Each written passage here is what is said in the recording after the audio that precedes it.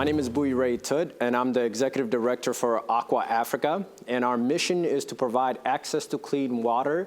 It's actually a dual mission, and our second mission is to bridge cultural gaps. So in order to fulfill the second part of that, the bridging cultural gaps, I'll just tell you a little about myself and how I got to the United States.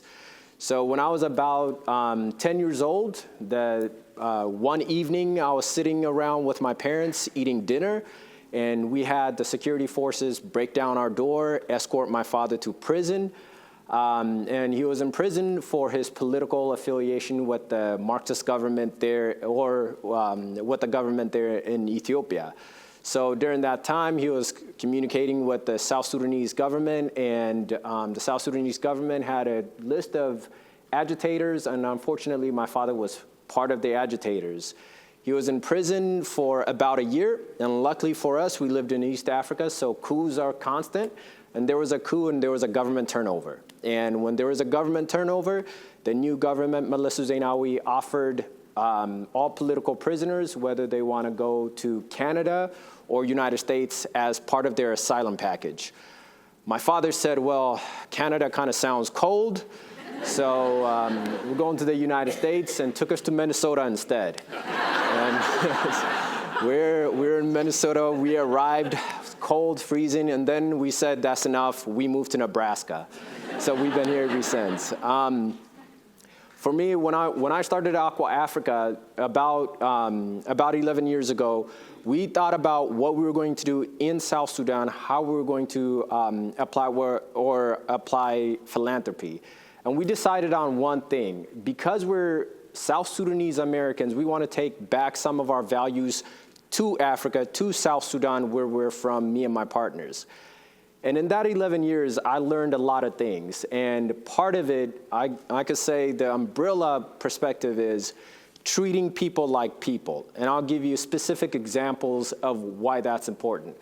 First of which, when I first started the organization, I thought the most difficult thing was going to be raising the money necessary to drill one well.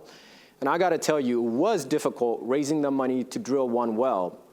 But I did not know actually drilling the well was a lot more difficult. We were in a community drilling the water well in a place called Lingabu. Our hydraulics breaks, so we needed to leave the place in order to go get the hydraulics from the capital city. On our way out, 3 police officers stop us, and they say, get off the truck.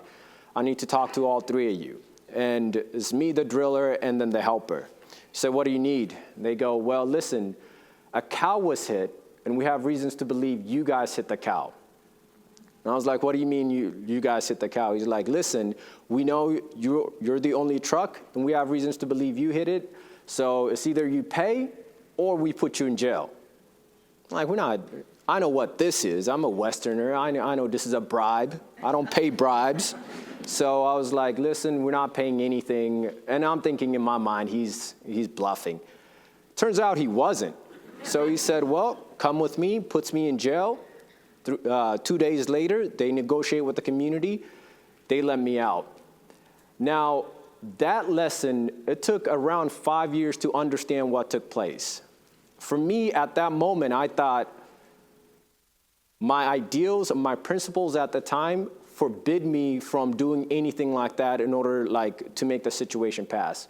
What I didn't see was people was people. This guy is a human being. He's a soldier posted in the middle of nowhere. He has kids to put through school. He has bags of rice to purchase. And he's telling me, whatever you have, give me something to get by. And I was hard enough to be like, absolutely not. My morals and everything else prevents me from going forward.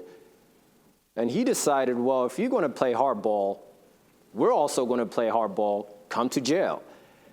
And to me, that was a very difficult lesson to learn, especially working in that kind of environment with the people that I'm working with.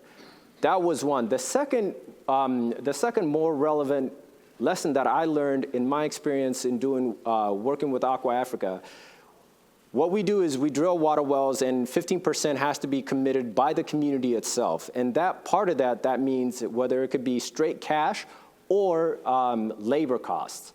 So whatever they're going to drill or they're going to dig the trenches or provide materials.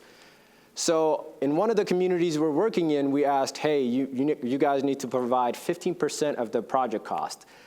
The people agreed to this. They assigned about 6 or 7 guys to start digging the trenches. It's about 5 kilometers worth of trenches. That's a lot of trench to drill at 50 centimeters. They start digging, and 2 days later, the people stopped working. And I was wondering why. So I went to the community and I asked what's going on. Those people said, listen, why are we digging for everybody else? Everybody needs to contribute. They need to pay us. At that time, I thought, how selfish could these people be that they're willing to hold up their whole community for their work? Then I thought, they're human beings too. Yeah, like there's a free rider issue. Why would they do all the work for everybody else? That's a legitimate concern. So for me, it takes about 11 years in the course of my work to understand that whether you're in the United States, whether you're in Omaha, Nebraska, Lincoln, or South Sudan, or Juba, human beings are human beings, and human beings work the same way. They don't want to be mistreated, they don't want to be cheated, and they don't want to take their dignity taken away from them. They rather not have water than you mistreat them in any way. So that's been a huge lesson for me, and I see a lot of younger people here that are going into the business world. I think that's not restricted to the philanthropic community. I think that's also that also goes to the for-profit community. Treating people like people is absolutely critical to make anything work. Thank you.